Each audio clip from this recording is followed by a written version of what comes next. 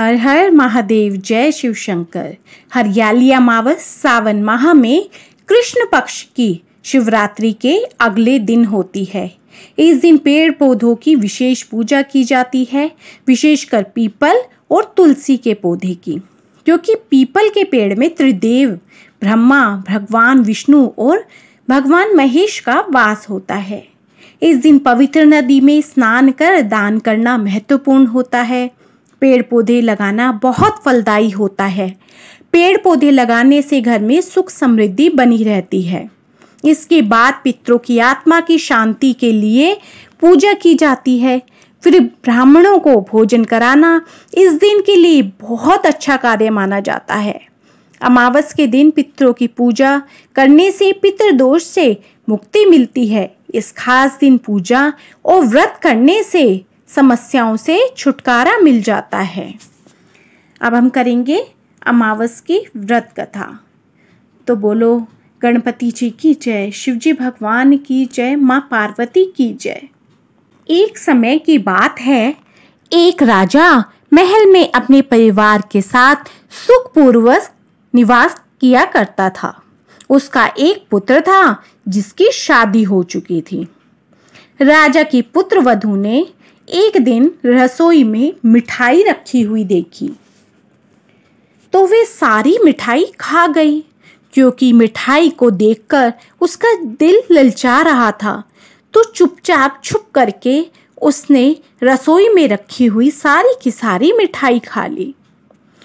अब सबसे पूछा गया कि वह इतनी सारी मिठाई थी कहाँ चली गई, किसने खा ली? तो किसी को इस बारे में नहीं पता था। जब रानी से पूछा गया, राजा की पुत्र वधू से पूछा गया कि वह मिठाई कहाँ गई, तो उसने झूठ बोल दिया और उसने कहा कि सारी मिठाई तो चूहा खा गया। यह बात चूहों ने सुन ली और वो इस गलत आरोप को सुनकर अत्यंत क्रोधित हो गए। इसके बाद उन्होंने राजा की बहू को अब सबक सिखाने का निश्चय कर लिया।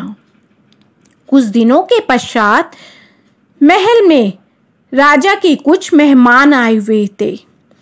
चूहों ने अब सोचा कि यह अच्छा मौका है राजा की पुत्र वधू को सबक सिखाने का, उससे बदला लेने का। अब चूहों ने बहू की साड़ी चुराई और उसे जाकर अतिथि के कमरे में रख दिया। जब सुबह सेवकों और अन्य लोगों ने उस साड़ी को वहां पर देखा तो लोग राजा की बहू के चरित्र के बारे में बातें करने लगे। यह बात जंगल में आग की तरह पूरे गांव में फैल गई। जब यह बात राजा के कानों तक पहुंची तो उसने अपनी पुत्रवधू के चरित्र पर शक करते हुए उसे अपने महल से निकाल दिया। राजा की बहू महल से निकलकर एक झोपड़ी में रहने लगी और नियमित रूप से पीपल के एक वृक्ष के नीचे दीपक जलाने लगी। इसके साथ ही वह वहां पूजा करती, गुड़ धानी का भोग लगाकर लोगों में प्रसाद वितरित करती। इस प्रकार कुछ दिन बीत जाने के बाद एक दिन राजा उस पीपल के पेड़ के पास से गुजरा जहां उनकी बहू हमेशा दीपक जलाया करती थी। इस दौरान उसका ध्यान उस पेड़ के आसपास जगमगाती रोशनी पर गया। राजा उस रोशनी को देखकर हैरान रह गए।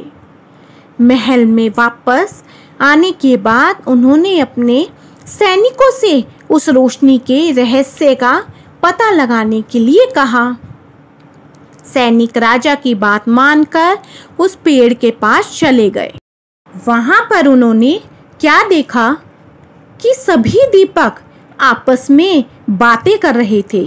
सभी दीपक अपनी अपनी कहानी बता रहे थे। तभी एक दीपक बोला कि मैं राजा के महल से हूँ। महल से निकल जाने के बाद राजा की पुत्रवधू रोज मेरी पूजा करती है और मुझे प्रज्वलित करती है। सभी अन्य दीपकों से उससे पूछा कि राजा की बहू को महल से क्यों निकाला गया, तो उसने बताया कि एक दिन उसने मिठाई खा ली थी, पर उसने झूठा आरोप चूहों पर लगा दिया। इस पर चूहे उस बहू से नाराज हो गए और राजा की बहू से बदला लेने के लिए उन्होंने राजा की बहू की साड़ी अतिथि के कमरे में रख दी।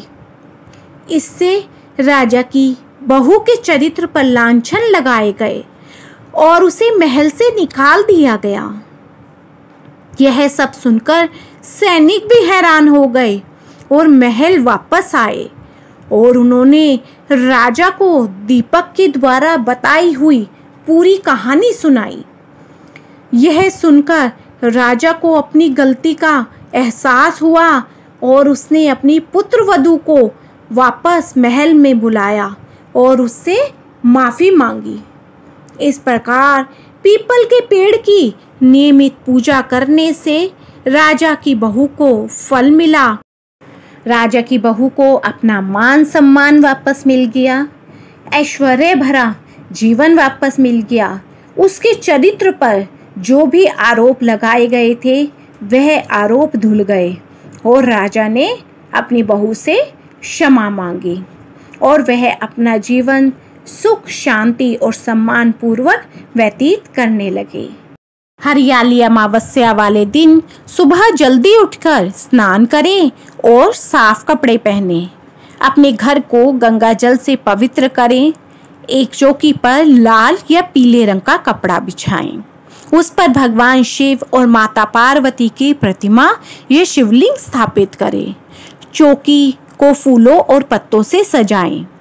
शिवलिंग को गंगा जल, दूध, दही, शहद, घी और पंचामृत से अभिषेक करें। बेलपत्र, धतूरा के फूल और चंदन चढ़ाएं। दीपक जलाएं और धूप बत्ती करें। शिव मंत्रों का जाप करें, जैसे ओम नमः शिवाय और महामृत्युंजय मंत्र का भी जाप करें। अपने पूर्वजों को जल और तिल चढ़ाकर तर्पण करें। अपने पितरों के निमित्त भोजन और वस्त्र आदि दान करें। तो बोलो शिवजी भगवान की जय, माँ पार्वती की जय।